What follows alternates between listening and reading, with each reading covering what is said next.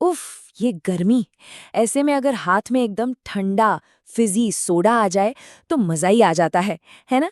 लेकिन क्या कभी सोचा है कि वो हर एक घूंट जो इतनी ताजगी देता है वो असल में हमारे शरीर के अंदर क्या कर रहा है?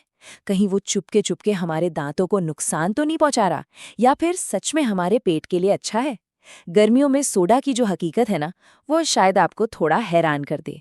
तो बड़ा सवाल यही उठता है कि क्या इस फिजी ड्रिंक को गर्मियों की आदत बना लेना चाहिए। आइए आज इसी सवाल की तह तक जाते हैं और इसके पीछे की सच्चाई को समझते हैं। तो सबसे पहले ये समझना जरूरी है कि आखिर गर्मी में सोडा हमें इतना अच्छा लगता ही क्यों है।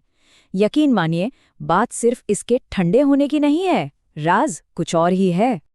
देखिए, जब हम सोडा पीते हैं तो उसके बबल्स मुंह में एक अलग ही एक झंझनाहट सी पैदा करते हैं।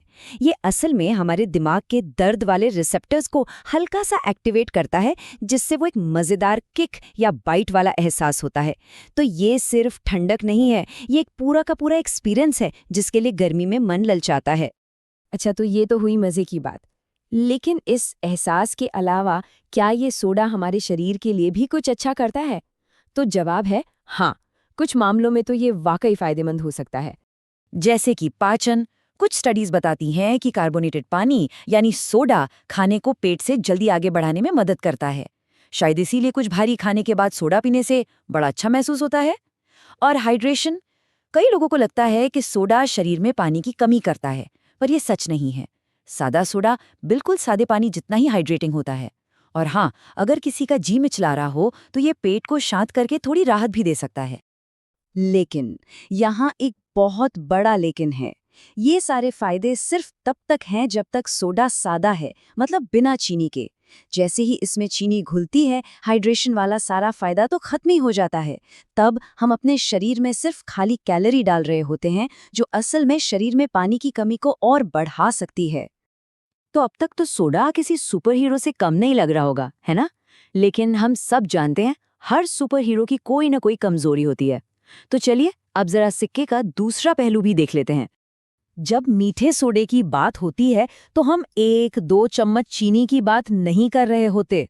जरा सोचिए, एक कैन में 10-10 चम्मच तक चीनी हो सकती है, और ये सिर्फ दांतों के लिए बुरा नहीं है। ये तो वजन बढ़ने, डायबिटीज और दिल की बीमारियों को सीधा सीधा न्योता है। और दांतों का क्या? सोडे में होता है कार्बोनिक एसिड। हालांकि ये एक कमजोर एसिड है, लेकिन अगर रोज रोज पिया जाए तो ये हमारे दांतों की सुरक्षा परत, जिसे इनेमल कहते हैं, उसे धीरे धीरे गला सकता है, जिससे कैविटी का खतरा बढ़ जाता है। और रही बात पेट फूलने की, तो वो सोडे के अंदर की कार्बन डाइऑक्साइड गैस की वजह से होती है, जो पेट में जाकर जमा हो जाती है। ठीक है, तो हमने इसके अच्छे, बुरे और फिजी सभी पहलुओं को देख लिया है। अब आते हैं सबसे बड़े सवाल पर, क्या सोडा को गर्मियों की ड्रिंक्स लिस्ट में जगह मिलनी चाहिए? तो देखिए, इसका जवाब है हाँ भी और ना भी। इसे ऐसे समझिए, सादा सोडा एक ट्रीट की तरह है, किसी मिठाई की तरह। कभी कभार मजे के लिए बिल्कुल ठीक है, लेकिन ये रोज के खाने की जगह नहीं ले सकता। और यहाँ रोज का खाना है सादा पानी, मतलब बैलेंस ही सब कुछ है।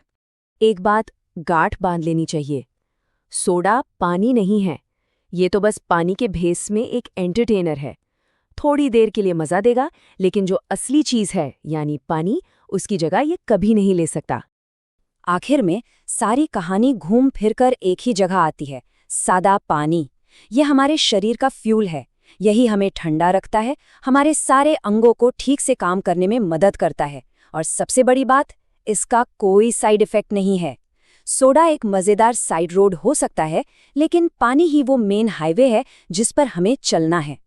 तो अगली बार जब तेज गर्मी लगे तो क्या सोडा की बोतल की तरफ हाथ जाएगा? और हाँ, हमारे अपने देसी पसंदीदा ड्रिंक्स जैसे नींबू पानी या छाछ, उनका क्या? इस पूरी बहस में वो कहाँ खड़े होते हैं?